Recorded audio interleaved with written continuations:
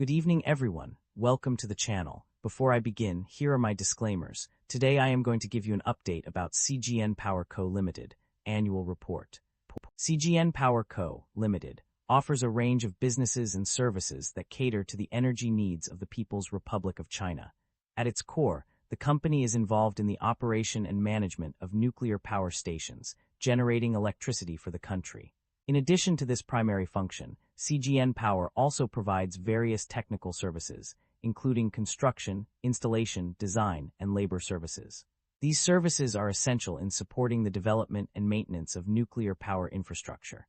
The company's extensive operations involve managing 28 nuclear power units with a total installed capacity of 31.838 GW as of December 31, 2025. This significant presence underscores CGN Power's commitment to meeting China's growing energy demands through reliable and efficient nuclear power generation. CGN Power Co. Limited market capitalization of $243 billion is significantly larger than the average industry peer of roughly $12 billion. This shows that CGN Power Co. Limited holds a significant advantage in their industry. CGN Power Co. Limited trades at a higher price-to-earnings ratio of 16 times and a higher price-to-book ratio of 1.31 times relative within the industry. While the stock does not screen as absolutely cheap, mixed valuation signals relative to industry peers prevent a definitive conclusion. With the broader industry trading at lower valuation levels, this may reflect transitional pricing dynamics rather than clear mispricing, warranting further analysis of earnings quality, growth sustainability, and balance sheet strength. The leverage on the balance sheet appears elevated, with liabilities of 59% of total assets. This raises some concern, and we should examine the industry and nature of the business to determine whether they justify the elevated leverage. Average liabilities have increased consistently as the company expands. Importantly, both assets and shareholder equity have grown at least 20% faster than liabilities, indicating that the business is expanding substantially and generating value after covering its obligations. Shareholder equity has expanded consistently over the past 5 years, with growth supported by rising operating income. This suggests the company is profitable and financially sustainable. The share count has remained broadly unchanged, indicating no significant dilution or buyback activity over the past 5 years. The company have a dividend yield of 2.77%. The income statement shows that the company have been growing its revenue annually and the operating income have been increasing. This shows that the business model works and the business is expanding. The primary drivers of revenue growth or decline in a company can be attributed to several key factors. On the positive side, an increase in sales of electricity by 6.2% and a rise in electricity consumption by 5% year-over-year have contributed significantly to revenue growth. Additionally, value-added tax refunds and other government grants have also boosted revenue, with increases of RMB 1,142,663,719.54 and RMB 201,021,876.57 respectively. On the other hand, several factors have led to a decline in revenue. Operating costs have increased by RMB 1,083,127,646.9, while construction, installation, and design services have decreased by 5.4%. Sales of goods and others have also seen a significant drop of 44.7%, further contributing to the decline in revenue.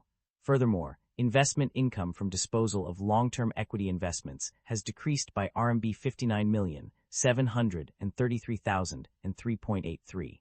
In conclusion, the primary drivers of revenue growth or decline are largely influenced by changes in operating costs, sales and consumption patterns, as well as government grants and tax refunds. By understanding these key factors, companies can better navigate their financial performance and make informed decisions to drive growth or mitigate decline. The net income of the company experienced a significant decline between 2024 and 2025, with a decrease of RMB 3,024,901,675.92, representing a 14.1% drop. This downward trend is evident despite some units showing an increase in net income. The specific numbers reveal that the net income decreased from RMB 21,627,616,828.29 in 2024 to RMB $602,715,153.37 in 2025. The profit margins of the company also underwent a decline during this period. Initially, the profit margin dropped by 2.6 percentage points, from 27.2% to 24.6%. Furthermore, another instance shows a decrease from 22.1% to 19.5%. However, it is worth noting that some units within the company experienced an improvement in their profit margins, although specific percentage changes were not provided. The company's financial performance indicates a healthy trend in terms of operating cash flow. A significant contributor to this positive outcome is the reversal of bad debts, which has resulted in a substantial inflow of plus $37,990,594.36. Furthermore, the explicit statement on page 22 confirms that the company is indeed generating positive operating cash flow. This suggests that the company's operations are yielding sufficient funds to cover its expenses and generate excess cash, indicating a strong financial position.